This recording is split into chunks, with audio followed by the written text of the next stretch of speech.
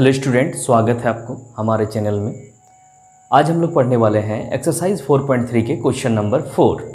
तो चलिए देखते हैं प्रश्नों को। लेकिन अगर आप लोगों ने क्वेश्चन नंबर 1 to 3 को नहीं देखा है तो पिछले वीडियो में हमने ये तीनों प्रश्न जो है सॉल्व कर चुका है, आप देख सकते हैं। देख लेंगे क्वेश्चन नंबर 4 को। एक नगर में टैक्सी का किराया निम्नलिखित है। पहले किलोमीटर का किराया 8 रुपया है और इसके बाद की दूरी के लिए प्रति किलोमीटर का किराया 5 रुपये है। यानी कि अगर एक आदमी को कहीं से कहीं तक जाना है तो जितने दूरी वो तय करेंगे, मान लीजिए अगर 10 किलोमीटर की दूरी तय करना है तो पहले किलोमीटर के लिए उसे 8 रुपया देना है और जो शेष दूरी है यानी कि 9 किलोमीटर के लिए उसे 5 रुपया करके प्रति किलोमीटर देना है। ठीक है, ये हो गया क्वेश्चन। यदि तय की गई दूरी x किलोमीटर हो, हमने माना था 10 किलोमीटर, लेकिन वैसा नहीं है। कितना दूरी तय करना है इनको? x kilometre. और कुल किराया y रुपया हो तो इसका रेखिक समीकरण लिखिए और इसका आलेख खींचिए। तो हमें क्या करना है? रेखिक समीकरण पहले ज्ञात कर लेना है और उसी समीकरण का आलेख भी निरूपित करना है। तो चलिए देखते हैं कैसे सॉल्व करेंगे इस प्रश्न को। सबसे पहले हमें क्या करना है, तो जो दूरी है तय की गई, कुल दूरी x किलोमीटर है। अब ये x किलोमीटर को दो पार्ट में तोड़ना है। कैसे? तो पहले 1 किलोमीटर और उसमें क्या जोड़ेंगे कि x किलोमीटर हो जाए तो x - 1 को जोड़ेंगे। x बराबर क्या होगा? 1 + x - 1। और पहले किलोमीटर के लिए कितना रुपया लग रहा है? 8 रुपया। और अगले जो x - 1 किलोमीटर उसके लिए 5 रुपया करके लग रहा है। ठीक है, तो इस तरह से हम क्वेश्चन को सजा लेंगे। तो लिखेंगे पहले किलोमीटर के लिए किराया, पहले किलोमीटर के लिए किराया बराबर क्या हो जाएगा? कितना रुपया लग रहा है पहले किलोमीटर के लिए? 8 रुपये। ठीक है, अब आगे देखेंगे शेष दूरी के लिए किराया। शेष दूरी कितना है? तो टोटल दूरी x में से 1 किलोमीटर को माइनस कर देना, तो x - 1 किलोमीटर। अब उसमें खर्च कितना आएगा? तो x - 1 × 5 रुपया। ठीक है, शेष दूरी के लिए किराया यहाँ पे हम लोग लिख लेंगे कितना हो जाएगा? x - 1 × 5। ठीक है, ये तो हो गया 1 किलोमीटर के लिए 8 रुपये और अगले जो शेष दूरी जो बच गया उसके लिए इतना रुपया खर्च होगा। तो इसीलिए कुल किराया कितना हो जाएगा? हम लोग लिखेंगे इसमें कुल किराया, दोनों को जोड़ देंगे, 8 + x - 1 × 5। अब प्रश्न में क्या दिया हुआ है कि ये जो कुल किराया है वो y रुपया है। तो चलिए प्रश्न से हम इसको लिख लेते हैं, y = 8 + x - 1 × 5। अब इसको सॉल्व कर लीजिए। तो y बराबर क्या होगा? 8 + 5 × x 5x और -1 × 5 5। सॉल्व करेंगे इसको आगे। तो y = 8 में 5 घटाएंगे 3 + 5x। अब इसको अरेंज करके लिख लेते हैं। तो y = 5x + 3 आ गया। ये हो गया, इसका एक आंसर मिल चुका है। इसका रेखिक समीकरण ये हो गया। अब इस रेखिक समीकरण का हमें क्या करना होगा? आलेख खींचना होगा। तो आलेख खींचने के लिए क्या चाहिए हमें?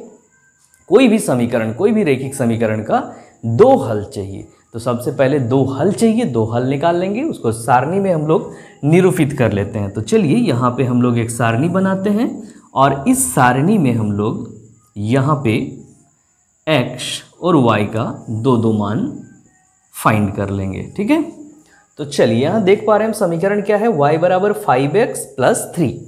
तो अपने से हमें x का कोई भी मान लेना है। क्या करेंगे हम? x के बदले 0 अपने से ले लेते हैं। तो जैसे ही x का मान 0 लेंगे तो 5x क्या हो जाएगा? 0 हो जाएगा। 5 × 0 0 हो जाएगा। 0 + 3 3, यानी y का मान हमें 3 मिल जाएगा। कब? जब x का मान 0 लेते हैं तो y का मान 3, इस समीकरण से। उसी प्रकार से जब x का मान कुछ और लेंगे, अब ठीक है क्या लेंगे? तो -1 ले लेते हैं। -1 अगर लेते हैं तो -1 × 5 -5 हो जाएगा। -5 + 3 -2 हो जा रहा है। तो y का मान -2। कब? जब x का मान -1 लिए। ये चीज़ अगर हमें फाइंड हो गया, दो सॉल्यूशन फाइंड हो चुका है, अब इसको हम लोग ग्राफ में दर्शा सकते हैं। तो चलिए सबसे पहले अब हम लोग एक कार्तीय तल यहाँ पे बना लेंगे। इसको सही ढंग से बनाना है, या तो इसे ग्राफ कॉपी में आप लोग बनाइए। ये हो गया X axis, X X dash लिखते हैं। ये हो गया Y axis, Y Y dash लिखते हैं। जहाँ पे एक दूसरे को क्रॉस करता है वो ओरिजिन कहलाता है। ये 1 को डिनोट करेगा, ये 2, ये 3, इस तरह से आप लोग दर्शा सकते हैं। लेफ्ट साइड में नेगेटिव नंबर होगा, ऋणात्मक संख्या -1, -2, -3। उसी तरह से वाई एक्सिस में भी करना है, 1, 2, 3। नीचे भी हम लोग करेंगे नेगेटिव -1, -2 और -3। ये कार्तीय तल हम बना चुके हैं। अब इसमें ये जो हल आया था उसको निरूपित करना है। तो 0, 3 मतलब x का मान 0, y का मान 3। x का मान 0 यहीं पे है, y का मान 3 ये है। तो हम यहाँ पे इस बिंदु को डार्क कर देंगे और इसमें 0, 3 लिख देंगे। तो ये एक बिंदु प्राप्त हो चुका है। दूसरा बिंदु -1, -2 यानी कि x का मान -1, y का मान -2। x का मान -1 यहाँ पे है और y का मान -2 यहाँ पे है। ये दोनों को आगे बढ़ा लेंगे हम लोग डॉटेड लाइन से। तो देख पा रहे हैं कि यहाँ पे आके टच करता है। इस बिंदु को थोड़ा डार्क करेंगे और यहाँ पे -1, -2 लिख देंगे। तो हमें दोनों बिंदु मिल चुका। अब ये दोनों बिंदु को स्केल से मिला देना है। जो रेखा बनेगा वही इस समीकरण को दर्शाएगा। तो चलिए, एक स्केल तो मेरे पास नहीं है, इस कॉपी से ही हम बना दे रहे हैं। इस तरह से आप स्केल से दोनों बिंदु को मिला दीजिए, ठीक है। तो ये जो रेखा बन गया, ये रेखा ही इस समीकरण को निरूपित करेगा। तो बस यही था कंप्लीट आंसर इसका। इस तरीके से आप पूरे क्वेश्चन को बना सकते हैं और इस प्रकार के प्रश्नों को सॉल्व कर सकते हैं। तो चलिए अब देख लेते हैं अगले प्रश्न। अब हम लोग देख लेंगे क्वेश्चन नंबर 5 को। तो चलिए देखते हैं प्रश्न को। निम्नलिखित आलेखों में से प्रत्येक आलेख के लिए दिए गए विकल्पों में से सही समीकरण का चयन कीजिए। तो यहाँ पे 2 आलेख दिया गया है और दोनों के लिए 4-4 ऑप्शन दिए गए हैं। इसमें से कौन सा ऑप्शन सही है, यानी कि ये जो ग्राफ यहाँ पे बना हुआ है, ये जो आलेख बना हुआ है, ठीक है, इसका समीकरण कौन सा होगा। ये 4 में से कोई एक समीकरण इसको निरूपित करता है, ठीक है। तो कौन सा करता है इसको हमें चेक करना है। तो क्या करेंगे हम लोग, ये जो रेखा है इसमें जो जो पॉइंट हैं यहाँ पे, जैसे -1, 1, 0, 0, 1, -1, ये इस रेखा पर है और ये जो बिंदुएं हैं वो x और y का मान है। तो जो x और y का मान है, जिस समीकरण को सेटिस्फाइड करेगा, संतुष्ट करेगा, वही इसका आंसर होगा, समीकरण होगा। तो चलिए देख लेते हैं। फर्स्ट इक्वेशन को हम लोग लेते हैं, फर्स्ट को लेते हैं और उसमें देखते हैं कि क्या होगा। तो इसमें दिया हुआ है y = x। अब हम क्या करेंगे, सबसे पहला जो सॉल्यूशन है यानी कि -1, 1, x का मान -1 और y का मान 1 लेके यहाँ पे हम देखेंगे। तो चलिए देखते हैं क्या होता है। कितना, x का मान -1 लेना है और y का 1। तो y का 1 रख दिए और x का -1। क्या ये जो वैल्यू है ये सेटिस्फाइड हो रहा है? 1 = -1 होता है? नहीं होता है। इसीलिए ये जो फर्स्ट होगा, समीकरण फर्स्ट है, ये इसका हल नहीं है। ये चूँकि 1 = -1, इसीलिए लिखेंगे कि 1, या फिर 1 ना लिख के हम समीकरण को ही लिख देंगे। y = x दिए गए रेखा या आलेख, जो भी लिखेंगे, रेखा का समीकरण नहीं है, ठीक है। अगर ये नहीं है तो दूसरे में जाएंगे। चलिए दूसरा को देख लेते हैं। क्या है, x + y = 0। तो चलिए अब हम मान को रखते हैं, -1, 1 को ही पहले रखेंगे। तो x के बदले कितना लेना है, -1 रख देंगे, y के बदले 1 लेना है। ऐड करके देखिए तो -1 + 1 = 0। तो ये हम देख पा रहे हैं कि 0 = 0 आ रहा है। तो ये इसको सेटिस्फाइड कर रहा है। सिर्फ ये सेटिस्फाइड करने से नहीं होगा, सारे मान को सेटिस्फाइड कराना होगा। अब देख लेंगे 0, 0 रख के। तो चलिए इसमें 0, 0 भी रखते हैं। x का मान भी 0, y का मान भी 0, दोनों को जोड़िए तो 0, दिस इम्प्लाई 0 + 0 = 0। तो हम देख पा रहे हैं ये भी वेरीफाई हो रहा है। अब दूसरा और तीसरा जो मान है उसको भी लेंगे। फिर क्या करना है, 1 x के बदले 1 और y के बदले -1 लेना है। तो 1 + -1 यहाँ पे पुनः लिख देंगे क्योंकि आगे हम लोग बढ़ाते जा रहे हैं। तो 1 + -1 = 0 इक्वेशन में दिया है। अब देखिए सच में ये 0 = 0 आ रहा है। तो तीनों पॉइंट जो दिया हुआ था यानी कि तीनों हल जो दिया हुआ था वो इस समीकरण को, दूसरे समीकरण को वेरीफाई कर रहा है, सेटिस्फाइड कर रहा है। यानी कि इसका जो आंसर होगा वो कौन सा होगा, तो y + x = 0 होगा। ठीक है, तो हम लोग लिख लेंगे इसीलिए y + x = 0 इस आलेख का हल है। इस आलेख का हल या इस आलेख का समीकरण है। ठीक है, जो भी लिखेंगे इस प्रकार से। अब हम लोग देख लेंगे दूसरे प्रश्न को, दूसरे आलेख को। यहाँ पे भी इसी प्रकार से हम लोग चेक करेंगे एक एक करके। तो सबसे पहले यहाँ पे 3 वैल्यू दिए हुए हैं, x और y के 3 मान दिए हुए, एक -1 3 0 2 2 0। तो एक एक करके रख के देखना है। फर्स्ट इक्वेशन को हम लोग लेंगे। पहला क्या है, y = x + 2। यहाँ पे हम एक एक करके मान को चेक करके देख लेते हैं। -1 3 पर, तो यहाँ पे -1 3 पर हम लोग एक बार चेक करेंगे क्या होता है, देख लेंगे। तो x का मान -1 रखेंगे और y का मान 3। तो 3 बराबर -1 + 2, क्या ये हो रहा है? देखिए आगे बढ़ा के 3 बराबर -1 + 2 यानी कि 1। ये तो बराबर नहीं है, चूंकि ये बराबर नहीं है तो ये इसका समीकरण नहीं हो सकता है। अब दूसरा ले लेंगे हम लोग, दूसरा समीकरण ले लेंगे। क्या है, y = x - 2। तो चलिए एक एक करके वैल्यू इसमें भी रखते हैं। तो यहाँ भी लिखेंगे -1 और 3 पर चेक करेंगे तो क्या होता है। तो y के बदले यहाँ 3 रखना है, 3 बराबर x के बदले -1 -2 देख लेते हैं। 3 = -3, चूँकि ये भी बराबर नहीं है इसीलिए ये भी इसका समीकरण या इसका हल नहीं होगा। आगे तीसरा इक्वेशन लेंगे, y = -x + 2। चलिए इसमें चेक करके देखते हैं कितना, -1 3 पर ही देख लेते हैं क्या होगा। तो यहाँ पे हम जब देखेंगे तो y का मान 3 लेना है और x का मान -1।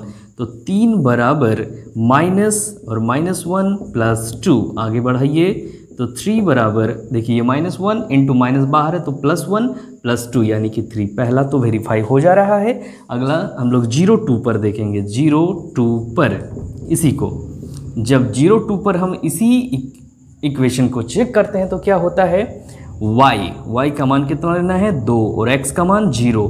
तो 2 बराबर -0 + 2, देखिए ये 2 बराबर 2 आ जा रहा है, ये भी वेरीफाई हो जा रहा है। अगला 2 0 पर चेक करना है इसी को। 2 0 पर जब चेक करेंगे हम लोग तो x के बदले 2 और y के बदले 0 लेना है। तो 0 बराबर -2 + 2, आगे बढ़ाएंगे तो 0 बराबर 0। तो देखिए यहाँ पे y = तीसरा जो इक्वेशन है y = -x + 2, उसमें तीनों वैल्यू को हम जब पुट किए तो सब में LHS RHS बराबर है। दायां साइड में जितना है बायां साइड में भी उतना ही आया, यानी कि इसको सेटिस्फाइड कर रहा है। तो हम लिखेंगे इसका जो एक्यूरेट आंसर होगा वो तीसरा ऑप्शन हो जाएगा। ठीक है, लिखेंगे y = -x + 2 इस आलेख का समीकरण है या हल है, जो भी लिखिए। तो इस तरह से ये क्वेश्चन यहाँ पे कंप्लीट हो जाता है।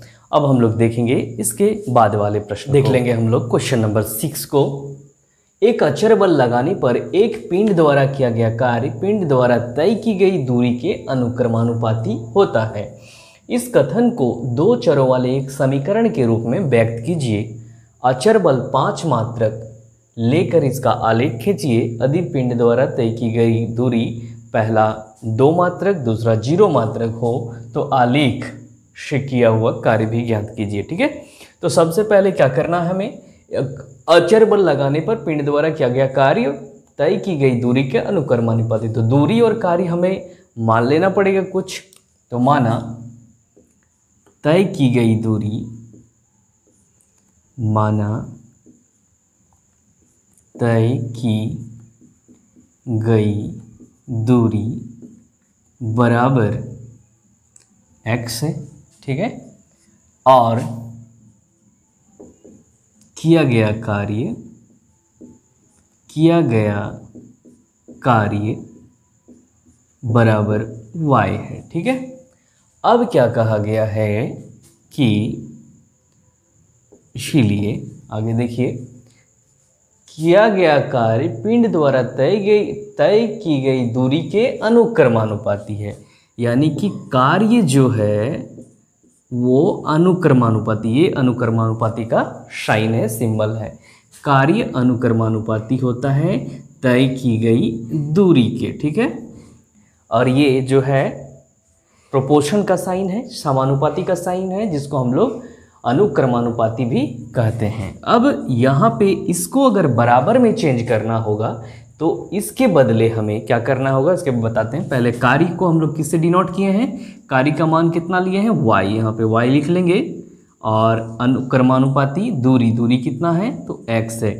तो ये जो सिंबल है समानुपाती का सिंबल को बदलेंगे बराबर में, उसके लिए एक कांस्टेंट से, एक अचर राशि से इसको गुना करना पड़ेगा। और वो अचर राशि क्या होगा, तो इस क्वेश्चन में ही लिखा गया है कि कितना लेना है। तो देखिए वो अचर राशि हमें दिया गया, यदि पिंड द्वारा यहीं पे देख लेते हैं, एक अचर बल लगाने पर, अचर बल कितना है नीचे लिखा होगा, एक पिंड द्वारा किया गया कार्य पिंड द्वारा तय की गई दूरी के अनुक्रमानुपाती होता है। इस कथन को दो चरों वाले एक रैखिक समीकरण के रूप में व्यक्त कीजिए और अचर बल 5 मात्रक लेकर इसका आलेख खींचिए। तो अचर बल कितना लेना है, 5 मात्रक। तो यहाँ पे हम 5 मात्रक जैसे ही लेंगे तो ये समानुपाती का साइन बदल के बराबर में आ जाएगा और यहाँ पे 5 × x यानी कि 5x हो जाएगा।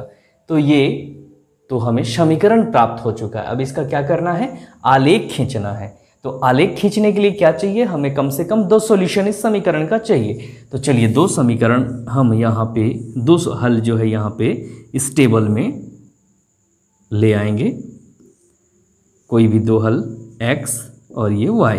तो चलिए x का मान हम अपने से 0 ले लेते हैं। तो जैसे ही x का मान 0 लेंगे तो ये पूरा 5x कितना हो जाएगा, 5 × 0 0, यानी कि y का भी मान 0 हो जाएगा। अब हम x का मान 1 ले लेते हैं। तो 1 जैसे लेंगे तो 5 × 1 5 हो गया, तो y का मान 5 हो जाएगा, ठीक है। तो इस तरह से 2 हल हमें प्राप्त हो चुका है। अब इसका ग्राफ हम यहाँ पे बना लेंगे। तो x एक्सिस y एक्सिस ये हमने ड्रॉ कर लिया। अब इसमें ये जो है 2, ये 4, ये 6 है। इधर हम लोग -2, -4, -6 दिखाएंगे। उसी तरह से y एक्सिस में भी 2, 4 और 6, नीचे -2, -4, -6। ये x एक्सिस है, x डैश, y डैश, ठीक है। और ये जो है इसका ओरिजिन है, जिसको हम लोग 0 से रिप्रेजेंट या o से रिप्रेजेंट करते हैं। तो इस तरह से आलेख अब इसमें हमें बना के दिखाना है। मान क्या लेना है, 0 0। तो 0 0 कहाँ पे, यहाँ पे। इसको थोड़ा सा डार्क कर देंगे, यहाँ पे 0 0 लिख देंगे। फिर 1 5, 1 5 कहाँ पे होगा, तो 1 देख लीजिए यहाँ पे होगा, 5 यहाँ पे। दोनों को थोड़ा सा आगे बढ़ाइए। तो जैसे ही 1 5 को आगे बढ़ाते हैं तो यहाँ पे हमें 1 5 मिल जाएगा, ठीक है, 1 5। अब ये वैल्यू, ये पॉइंट और ये पॉइंट दोनों को हमें मिला देना है। तो चलिए दोनों को हम मिला लेते हैं। इस दोनों, आप लोग स्केल के सहयोग से इसको मिला लीजिएगा इस प्रकार से, ठीक है। तो देखिए ये जो रेखा है ये इस समीकरण को y = 5x को रिप्रेजेंट करता है। अब यहीं पे कंप्लीट नहीं हो गया, इसके आगे कहा गया है यदि पिंड द्वारा तय की गई दूरी 2 मात्रक हो, यानी कि दूरी को हम x से डिनोट किए हैं, x का मान जब 2 होगा तो फिर कार्य कितना हो जाएगा, यानी कि y कितना होगा। तो चलिए उसको भी हम इसके बगल में कर लेते हैं। इसको आप फिगर को इस साइड में कर सकते हैं, लेकिन अब जो सॉल्यूशन है उसको नीचे ही कीजिएगा। तो इसको हम यहाँ पे साइड में कर लेते हैं। जब क्या दिया है, दूरी, यानी कि x = 2, अब क्वेश्चन नंबर 1 में जब हम लिख लेंगे x बराबर 2 मात्रक 2 मात्रक, ठीक है, तो y बराबर क्या हो जाएगा, 5x है इक्वेशन, तो y बराबर हो जाएगा 5, y बराबर यहाँ फिर से लिख लेंगे 5 × 2 यानी कि 10 यूनिट या 10 मात्रक, ठीक है। इस प्रकार से दूसरा क्वेश्चन भी ले लेंगे, जब x बराबर 0 मात्रक तो क्या होगा, y बराबर 5x यानी कि y बराबर 5 × 0 यानी कि 0 मात्रक। इस प्रकार से ये क्वेश्चन कंप्लीट हो जाता है यहाँ, ठीक है। आशा है आप लोगों को यहाँ तक बढ़िया से समझ में आ गया होगा। अब इसी तरह से हम लोग अगले प्रश्न को देख लेंगे। अब हम लोग देख लेंगे क्वेश्चन नंबर 7 को। तो चलिए देखते हैं प्रश्न को। एक विद्यालय की कक्षा 9 की छात्राएं यामिनी और फातिमा ने मिलकर भूकंप पीड़ित व्यक्तियों की सहायता के लिए प्रधानमंत्री राहत कोष में 100 रुपया अंशदान दिया। एक रैखिक समीकरण लिखिए जो इन आंकड़ों को संतुष्ट करती है और समीकरण का आलेख भी खींचिए। तो ठीक है, क्या करना है, सबसे पहले समीकरण, उसके बाद आलेख बनाना है। किस चीज़ का, तो एक कोई भी विद्यालय है जहाँ पे क्लास 9 की 2 छात्रा यामिनी और फातिमा दोनों मिलकर 100 रुपये इकट्ठा करती है और वो कहाँ देती है इसको, तो प्रधानमंत्री राहत कोष में, ठीक है, सहायता के लिए। किनकी सहायता के लिए, भूकंप पीड़ित व्यक्तियों की सहायता के लिए। तो इसमें हम लोग क्या करेंगे, वो दोनों कितना कितना इंडिविजुअल देती है ये हमें पता नहीं है, लेकिन दोनों मिला के 100 रुपया देती है। तो हम मान लेंगे एक ने x रुपया दिया और दूसरे ने y रुपया दिया। तो मानेंगे माना यामिनी का अंशदान बराबर रुपया x और फातिमा का अंशदान बराबर रुपया y। अब हम क्या देख पा रहे हैं, प्रश्न में दिया हुआ है, लिखेंगे प्रश्न से x + y बराबर 100 रुपया, दोनों मिलके 100 रुपया देती है। तो x + y बराबर 100 हो गया। तो ये हो गया रैखिक, इन आंकड़ों का जो है रैखिक समीकरण हो गया। अब इससे एक आलेख बनाना है। आलेख बनाने के लिए कम से कम 2 हल चाहिए और 2 हल को हम लोग कहाँ पे लिखेंगे, तो एक टेबल बना लेंगे और उस टेबल में हमें दोनों हल को ज्ञात कर लेना है। यहाँ पे x और यहाँ पे y ले लेंगे। तो चलिए x का मान जब हम अपने से कुछ लेना है तो x का मान हम 0 ले लेते हैं। तो जैसे x का मान 0 लेंगे y 100 हो जाएगा, ठीक है। और जब x का मान 50 लेंगे तो y जो है 50 हो जाएगा, ठीक है।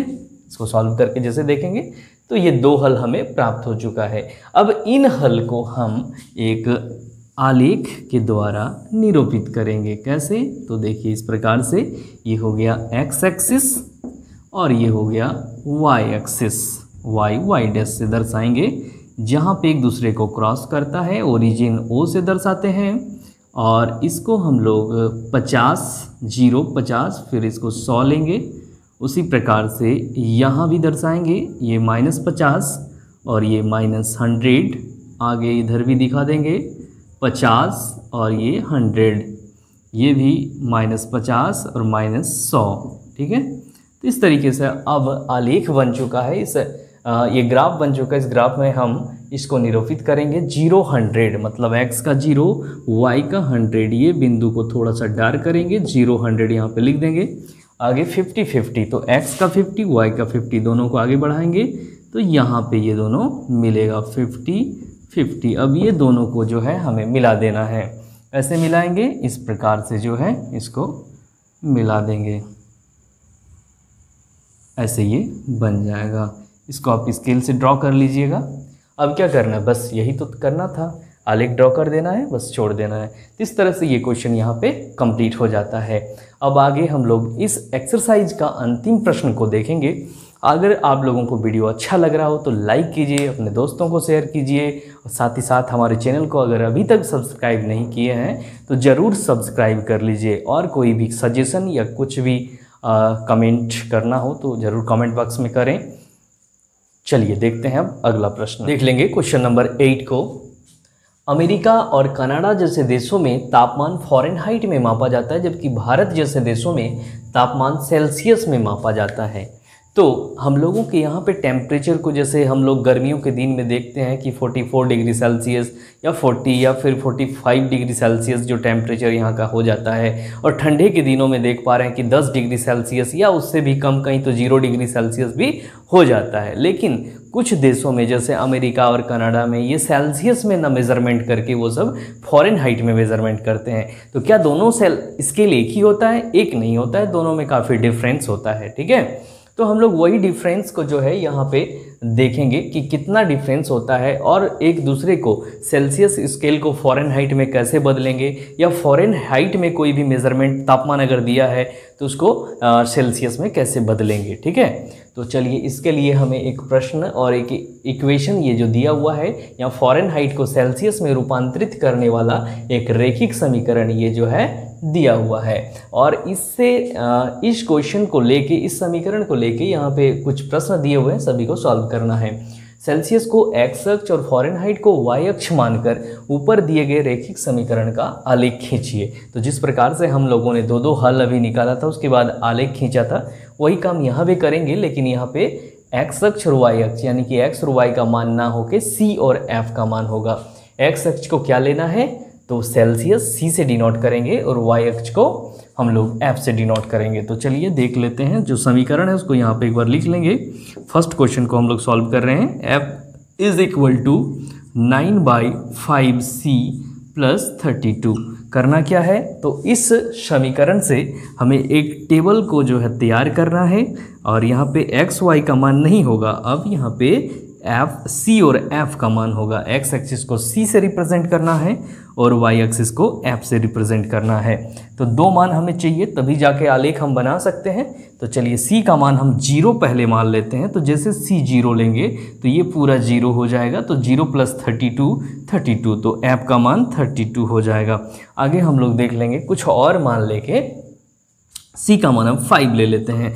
तो जैसे सी का मान 5 लेंगे तो ये 5 कैंसिल हो जाएगा, ये 9 बचेगा, 9 + 32 यानी कि 41 हो जाएगा एफ का मान। तो हमें दो हल प्राप्त हो चुका है, सी और एफ का। अब इससे हम लोग ग्राफ को यहाँ पे ड्रॉ कर सकते हैं। तो चलिए सबसे पहले ग्राफ यहाँ पे बना लेते हैं। ये एक्स एक्सिस को रिप्रेजेंट करता है, ये वाई एक्सिस को रिप्रेजेंट करता है। वाई एक्सिस को वाई डैश से लिखते हैं, एक्स एक्सिस को एक्स डैश से लिखते हैं। अब हम मान देख लेंगे, चूँकि सबसे कम मान 0 है, सबसे अधिक 41 है, तो इसको हम क्या करेंगे, 10-10 के इंटरवल में लेते हैं। ये हो गया 10, ये 20, ये 30, ये 40, यहाँ 10, 20, 30, 40। उसी तरह से हम लोग इस साइड में भी नेगेटिव नंबर जो है लिख लेंगे, -10, -20, -30, और यहाँ पे 10, 20, 30, 10, 20, 30। इधर भी हम लोग नेगेटिव नंबर शो करेंगे, -10, -20, -30। चलिए अब इसको रिप्रेजेंट करते हैं। 0 32, यानी कि एक्स एक्सिस में 0, वाई एक्सिस में 32।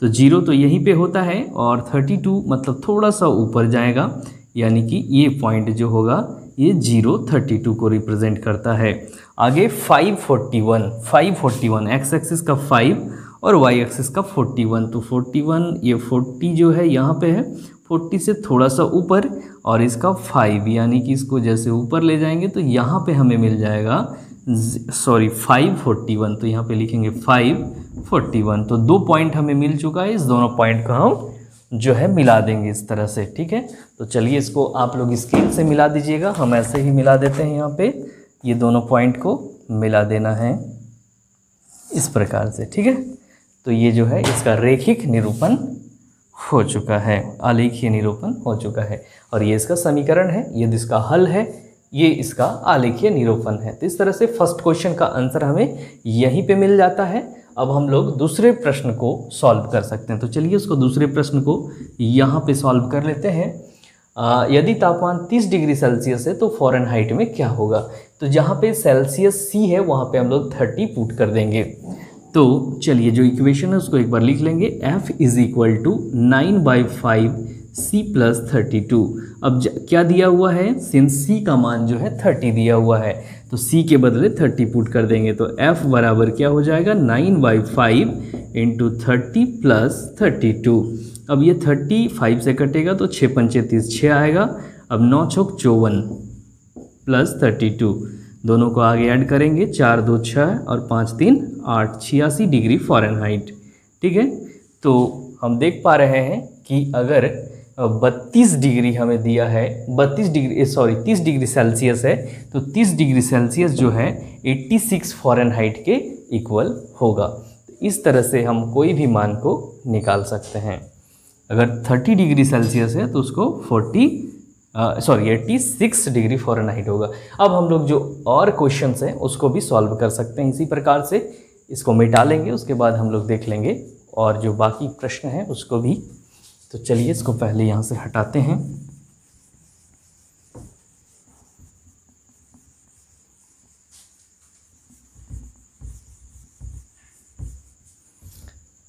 अब देखेंगे हम लोग तीसरे प्रश्न को। तीसरा प्रश्न क्या है, यदि तापमान 95 डिग्री फ़ारेनहाइट है तो सेल्सियस में तापमान क्या होगा। तो जहाँ पे फ़ारेनहाइट है वहाँ पे 95 पुट करेंगे तो सेल्सियस का मान अपने आप आ जाएगा। तो चलिए इक्वेशन को पहले लिखते हैं। f equal to 9/5 c plus 32। अब क्या दिया हुआ है तो 95 फ़ारेनहाइट, जहाँ पे फ़ारेनहाइट है वहाँ पे हम लोग 95 पुट करेंगे। 95 फ़ारेनहाइट इज इक्वल टू हो जाएगा 9/5 इंटू सी, तो सी को चलिए सी ही रखते हैं, प्लस 32। इसको आगे बढ़ाएंगे 32 इधर आएगा तो 95 माइनस 32 इज इक्वल टू 9/5 सी। अब देखिए 95 में 32 माइनस करेंगे तो 3 और 9 में 3 में 63, तो 63 इक्वल टू 9/5। तो 9/5 को डायरेक्ट यहीं पे कर दे रहे हैं, 5 ऊपर जाएगा 9 नीचे आएगा इज इक्वल टू सी। अब ये इससे कटेगा, 7 से कटेगा तो कितना हो गया 7 5 जा 35, तो c इक्वल टू हमें मिल गया 35। तो इस तरह से हम देख पा रहे हैं कि 95 फ़ारेनहाइट का मान कितना हो जाएगा तो सेल्सियस में 35 हो जाएगा। 35 सेल्सियस बराबर 95 फ़ारेनहाइट हो गया। तो इस प्रकार से हम लोग अगला प्रश्न को भी देख लेंगे। 4 नंबर, यदि तापमान 0 डिग्री सेल्सियस है तो फ़ारेनहाइट में क्या होगा। तो जहाँ पे c है वहाँ पे 0 पुट कर देंगे तो f is equal to 9/5 c plus 32। क्या करना है तो 0 degree, question number 4, 0 degree Celsius है तो c के बदले 0 रखेंगे तो f बराबर 9/5 इंटू सी के बदले 0 प्लस 32। तो f बराबर कितना मिल गया रहा हमें, ये देखिए पूरा 0 हो जाएगा प्लस 32 यानी कि 32 फ़ारेनहाइट, 32 डिग्री फ़ारेनहाइट। तो 0 डिग्री सेल्सियस अगर रहे तो वो किसके बराबर हो जा रहा है, इसीलिए हम लिख सकते हैं 0 डिग्री सेल्सियस बराबर 32 डिग्री फ़ारेनहाइट, 32 फ़ारेनहाइट। ठीक है, इस प्रकार से आगे हम लोग 5 नंबर को भी बना लेंगे। इसमें और एक क्वेश्चन है। इसमें यदि तापमान 0 डिग्री फ़ारेनहाइट है तो सेल्सियस में क्या होगा। अब इसका उल्टा पुनः क्या करेंगे, अब जहाँ पे f है वहाँ 0 डिग्री रखना है तो 0 बराबर 9/5 c प्लस 32। अब इसको जब सॉल्व करेंगे 32 इधर ले minus 32 into 5/9 is equal to c हो गया। तो इस तरह से हम इसको सॉल्व कर लेंगे तो कितना मिलेगा 0 डिग्री में, देख लीजिए सही कर रहे हैं। हाँ, तो यहाँ पे हमने जहाँ पे f था वहाँ पे 0 पुट कर दिया था, 0 equal to 9/5 plus c equal to 32। तो ये 32, ठीक है। सबसे चलिए थोड़ा सा इसको शॉर्ट में कर लेते हैं, आगे देखेंगे। तो 0 इक्वल टू 9/5 c प्लस 32, इसको आगे बढ़ाएंगे तो 9/5 c is equal to minus 32, फिर इसको आगे बढ़ाएंगे तो c इक्वल टू मिल जाएगा माइनस 32 इंटू 5/9। अब इसको मल्टीप्लाई कर दीजिए तो 32 को जब 5 से मल्टीप्लाई करेंगे तो 160 माइनस 160/9 हो जाएगा। ये इससे नहीं कट रहा है इसीलिए इसको यहीं पे छोड़ देंगे तो जब 0 डिग्री फ़ारेनहाइट हो तो उसका मान जो है -160/9 डिग्री फ़ारेनहाइट होगा। अब लास्ट क्वेश्चन हम लोग देख लेंगे। क्या ऐसा भी कोई तापमान है जो फ़ारेनहाइट और सेल्सियस दोनों के लिए संख्यात्मक रूप से बराबर? यदि हाँ तो लिखिए। हाँ तो होगा ही। तो यहाँ पे हमें क्या लेना है, F बराबर C पुट करना है जब दोनों का मान बराबर हो। तो देख लेंगे हम यहाँ पे क्या होगा, तो F के बदले C रखना है। तो चलिए C रख देते हैं। तो C बराबर हो जाएगा 9/5 C + 32। आगे देखेंगे तो 32 को इधर ले लेंगे या फिर इसको 9/5 को इधर ले लेते हैं। तो C - 9/5C = 32। इसको आगे बढ़ाइए तो C कॉमन आ जाएगा, 1 - 1 - 9/5 32।